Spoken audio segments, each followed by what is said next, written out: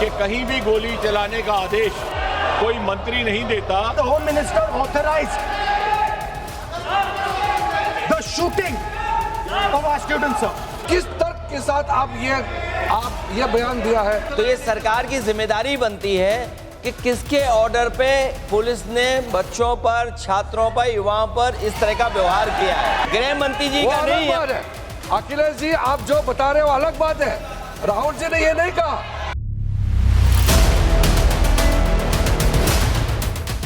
जंतर मंतर पर छात्रों के आंदोलन के दौरान प्रदर्शनकारी छात्रों पर पैलेट गन का इस्तेमाल किया गया, जिसका आदेश गृह मंत्री अमित शाह ने दिया। लोकसभा में नेता प्रतिपक्ष ने पूरे दावे के साथ ये इल्जाम लगाए तो बवाल मच गया। सत्ता पक्ष के खेमे में खलबली मच गई। राहुल गांधी से माफी मांगने की आवाजें बुलंद होने लगी। Sir, the Home Minister authorized the shooting of our students, sir. He put pellets into the blood of our students. He ordered the students of India to be shot. क्या बोल रहे हैं सर? ये आप सोचिए, आप कितना गलत बात बोल रहे हैं। आप कल्पना कर सकते हैं, आप बिना सोच समझ करके जो इस्तेमाल कर रहे हैं, और किसने फायरिंग का ऑर्डर दिया? What is going on? कैसे बोल सकते हैं आप? कितना गलत बात करते हैं, ऐसा मत बोले। राहुल गांधी जी, आप नेता प्रतिपक्ष हैं, गंभीरता से बात बोलना चाहिए। आप बिना तर्क करके यहाँ ऐसा बात करते हैं, ये ठीक नहीं है सर। अभी तुरंत आप किस बेसिस पे ये बयान दिया है? किस बेसिस पे आपने ये बयान दिया, बताइए। किसने आपको बताया और किस तर्क के साथ आप ये बयान दिया है?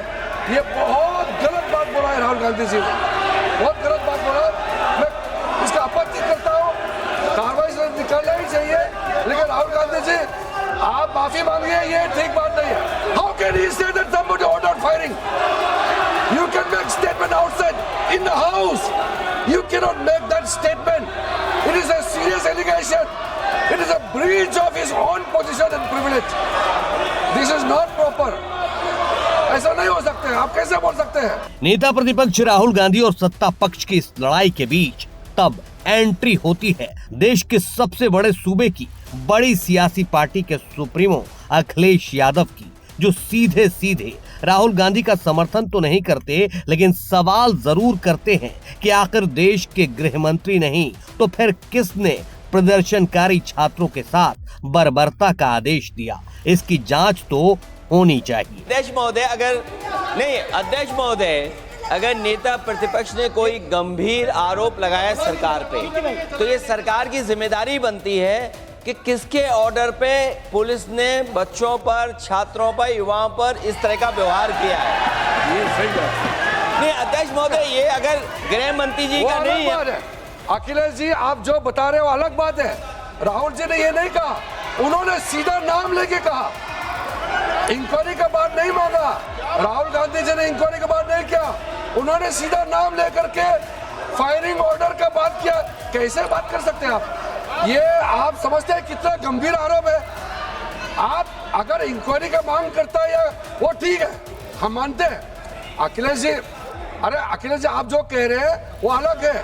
राहुल गांधी जी ने जो बात कहा बिल्कुल अलग बोला है। इस बयान के बीच अखिलेश यादव की आंखों की चमक और चेहरे की मुस्कुराहट कुछ और ही कहानी बयां कर रही थी। मतलब अखिलेश यादव के दिमाग में कुछ तो सियासत चल रही थी, क्योंकि मामला गोलीकांड से जुड़ा था और गोलीकांड के इल्जामों में तो मुलायम सिंह की सरकार को बीजेपी वाले अब भी घेरते हैं।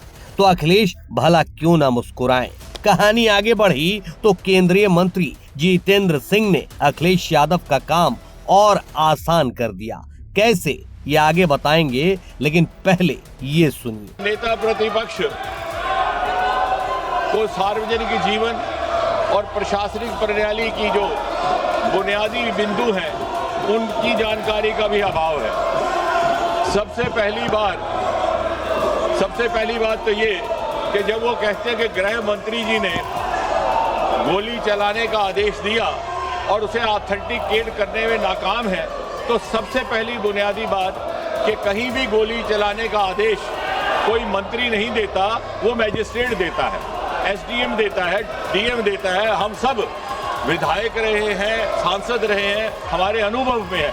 इसका अर्थ ये हुआ कि उन्हें सार्वजनिक जीवन का भी अनुभव में अभाव है। केंद्रीय मंत्री जितेंद्र सिंह ने राहुल गांधी को घेरते हुए लोकसभा में ऑन रिकॉर्ड ये बात कही कि कहीं भी गोली चलाने का आदेश कोई मंत्री नहीं देता। बस यहीं से अखिलेश को बीजेपी ने अपने हाथों से संजीवनी दे दी, जिसे मौका देखते ही अखिलेश ने लपक भी लिया और जितेंद्र सिंह के बयान को अपने ऑफिशियल एक्स हैंडल पर चस्पा करते हुए लिख डाला। जब अपने पर आरोप की उंगली उठी तब ये बात समझ में आई, देश के अधिकारी देख लें, ये भाजपाई किसी के सगे नहीं है। अखिलेश यादव के मन की मंशा और इस पोस्ट की कहानी को और ज्यादा साफ किया समाजवादी पार्टी के इस पोस्ट ने, जिसमें लिखा है, आज तक ये संघी भाजपाई अयोध्या कार सेवक गोलीकांड के लिए श्रद्धेय नेताजी मुलायम सिंह यादव जी को दोषी ठहरा रहे थे, जबकि गोली तत्कालीन प्रशासनिक प्रमुख नृपेंद्र मिश्रा ने चलवाई थी। ये बात नृपेंद्र मिश्रा खुद एक इंटरव्यू में स्वीकार कर चुके हैं। सेवानिवृत्ति पश्चात नृपेंद्र मिश्रा भाजपाई हो गए। भाजपा सरकार ने उन्हीं कार सेवक हत्याकांड के जिम्मेदार मिश्रा जी को राम मंदिर निर्माण का सर्वे सर्वा बना दिया और मिश्रा जी के बेटे को भाजपा एमएलसी बना दिया। एक दूसरे पोस्ट में समाजवादी पार्टी ने लिखा है, भाजपा सरकार के मंत्री चीख चीख कर खुद ही संसद में कह रहे हैं, कहीं भी गोली चलाने का आदेश मंत्री नहीं देता